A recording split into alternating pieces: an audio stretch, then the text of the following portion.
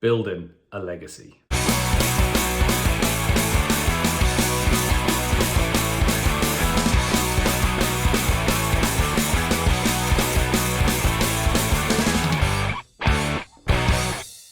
Hey, what's up guys? Hope you're all well. This week's video is all about building a legacy and what that can mean for not just your children, but for generations to come. And the reason why I'm inspired to do this video is one, because I talk a lot about building wealth, not just generating cash or cash flow or income. And building wealth does eventually lead to either a massive inheritance tax problem or some form of wrapper around your assets that you've spent a lifetime building. And I know a lot of you might not be thinking about this right now. There are everyday world problems that we need to tackle to even generate income, overcome the issues with builders, materials, all of those day-to-day problems that we all incur. But we shouldn't let the current state of the noise stop us from planning and building wealth and generational wealth for the long term. And the reason why I love this subject is because I myself am a beneficiary of a very old trust. Now you might be thinking, well, that explains it, Dan. You've bought loads of properties and everything that you've been talking about, you actually inherited a load of money. I'm afraid that isn't the case. Even though I am a beneficiary, I actually have only ever received about 500 quid when I went to university from this trust.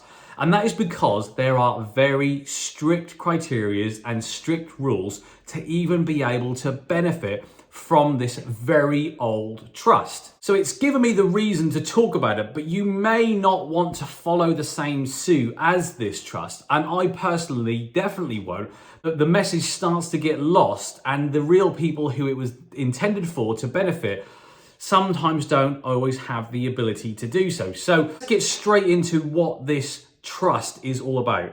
So a descendant of mine on my mother's side, born in around 1620, 1624, something like that, was a very entrepreneurial, savvy business individual. And he built his own wealth from nothing. He came from nothing. And over his lifetime, I think he died when he was 67, 68 years old. Over his lifetime, he was able to build a massive amount of wealth through property, land, farms, commercial property.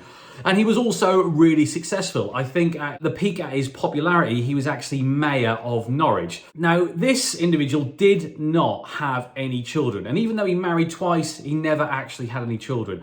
But he knew that if he wasn't going to do something with the wealth and the properties and the assets that he'd built over his lifetime, it was going to fall to the people in his will, and eventually over the next few generations, he'd be forgotten, and so would all of the hard work and his inspirational story would be lost. So what he done is he decided to put his assets, which are probably worth around 2.5 million, which in terms of asset value isn't a massive amount of property, but they tend to generate around 10% income, which is a really strong yield, which in turn, in today's world, generates £250,000 worth of income. Now, this individual died in the early 1700s. So we're talking 300-400 years of generational wealth has been created over such a long period of time. And the way that it was wrapped up in a trust was to benefit first the descendants through his cousins, and I think he had a sister and their children. And his request was to build a school because back in those days, education was expensive and really only for the privileged. And that was if you could even find a school. So to his local area, his local stomping ground, his request that his assets would generate income, and that income over time would build a school, and the income would help all of the male descendants with their educational costs, everything from school uniform to laptops to school fees and all of these various things. But it was means tested. If your parents were relatively well off or they earned a good income, you didn't qualify. So it was really there to help the most needed within our family, within our bloodline. which I thought was really, really good. And over time, over the decades, it went from just being for the male descendants to both male and female. And there are literally now thousands of descendants who can, if they know about it and choose to, call upon this help. And it's really strange because for me, I've got really close friends, people I went to school with, people I would call my best friend today, and we are from the same descendants, from the same bloodline, even though we have no way of tracking it back other than checking what we call our pedigree, which shows your direct way of being linked to the very, very top of the tree, which is all really good fun, really good, interesting. And I sort of rediscovered this when both my children were born because I had to register them for their own pedigree. And like everything, this setup isn't without its issues and isn't without its conflicts. And back in the sort of mid to early 1800s, the descendants, the families, the beneficiaries were not happy with the trustees who were managing this portfolio and the way they were distributing the funds and their fees that they were charging. And you must remember that over time, the trustees that you appoint will eventually die and new trustees appointed, and eventually the trustees will typically become professionals like lawyers and chartered surveyors, and these old school commercial agents may end up managing the portfolio. So that's something to consider, because if you're like me, some of these old school commercial agents are a little bit stuck in their ways, not very proactive, and can sometimes charge the earth when it comes to fees. So when you're sort of thinking about this, you may want to build something into your will, into the dynamics to ensure that doesn't happen. Anyway, in the early 1800s, beneficiaries weren't happy, so they set up what they call a unity. So it was a committee of the descendants of the beneficiaries to challenge, question, and review and have complete transparency into everything and all the dealings that were going on. And that did absolutely help things move forward and eventually help the beneficiaries who qualified. Now, coming back to the eligibility of this. Now, it isn't the case that you can draw down thousands of pounds every year and send your school to private education. I really do wish it was the case. There is a cap per child per year, per school year, and it's around 500 quid. It kind of goes up a little bit every year in line with inflation, but it's around maybe closer to 600 quid now. But it's means tested. So if your parents earn over X amount and they take home X amount, you won't ever qualify. But there is a little bit of a gap where you leave your sort of primary education and you go to university. And the means test is then done on yourself. Being an 18, 19-year-old student, you're not going to have a huge amount, if any, income. This way, you can absolutely try and make some claim of the benefit to help you in your first couple of years at university. And this is where I was able to massively take advantage, because we weren't ever able to claim money towards school uniforms, PE kits, books, and that sort of thing. My parents never earned a huge amount of money, but they definitely were always just above that threshold. So we never got the benefit of that. But when I went to university, I desperately needed a laptop and I didn't have any money to buy one. So we put in a claim, we went to the trustees and we put a case forward, and they gave me a 500 quid allowance to go and buy a laptop. Now, I couldn't just go and buy anything and say I was going to buy a laptop. I had to prove I was buying one, show them receipts, all of these different things. It was quite a strict process.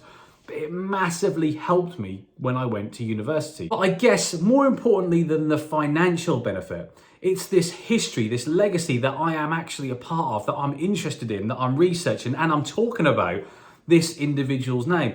And even though the story is really inspirational and the legacy that is built is generating a huge amount of income, and it is definitely helping a lot of individuals who do need it,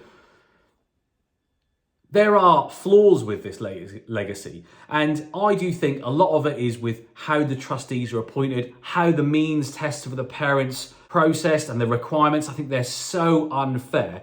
Back in the day when my parents were self-employed, had their own business, and interest rates literally like doubled overnight, I think they were like 14, 15%, we really did have a tough time, but we couldn't claim any benefit because of how strict it was. I would definitely show some leniency and relaxation to that. There is also no allowance for entrepreneurs and business owners. So everyone within the descendant of this individual, within this bloodline, within this pedigree, anyone who is looking to start a business, has a great idea, thinking very entrepreneurial, that whole sector, which is completely missing from the education of today, the schooling of today, is completely missed in this foundation.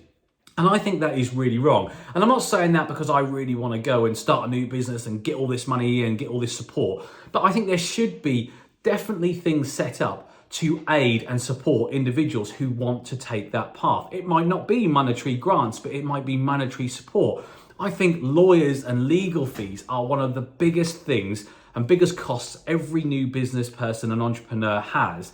But they are absolutely so vital, especially at the start. So for me, if there was a legal workshop or a legal representative that could be called upon to aid individuals in this sector, I think it would be massively beneficial. But I think one of the biggest plus signs of this isn't anything to do with the monetary. It is to do with the immortality of this individual and his name, his story, his legacy, and his portfolio. I think it is so valuable. I think it is priceless to what he has created, to influencing your generations to come that you would have never been able to have any impact on them knowing about you, which I think is really powerful. So I guess, get it back to today's world and today's level. How do you create this sort of trust, wealth, and foundation for people to benefit from?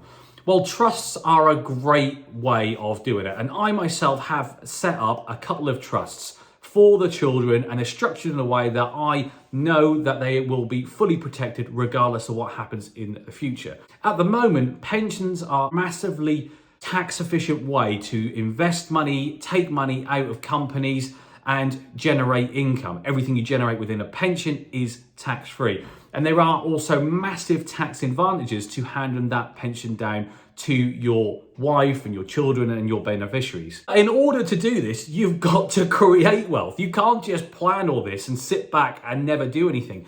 You've got to start to buy assets and generate a substantial amount of wealth that it is worthwhile doing all this, because there are inheritance tax thresholds where you don't pay any tax. So if your wealth is only ever going to be up there at like 362,000 or whatever it is, it's pointless spending time and money on all of this planning.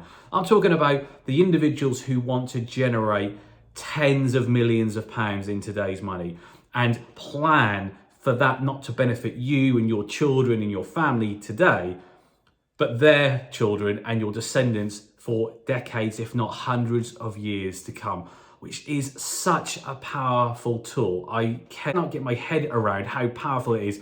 And for me, it is a massive incentive. It is a massive driver. It is a massive motivational tool for me to carry on and keep buying and keep doing exactly what I'm doing to generate even more wealth and balance sheet growth. So what are your thoughts on this? What do you think about creating a legacy? I'd love to hear from you. Feel free to leave me a comment below. But look, that's it from me. Hope you found the content rich. I'll catch you all on the next video.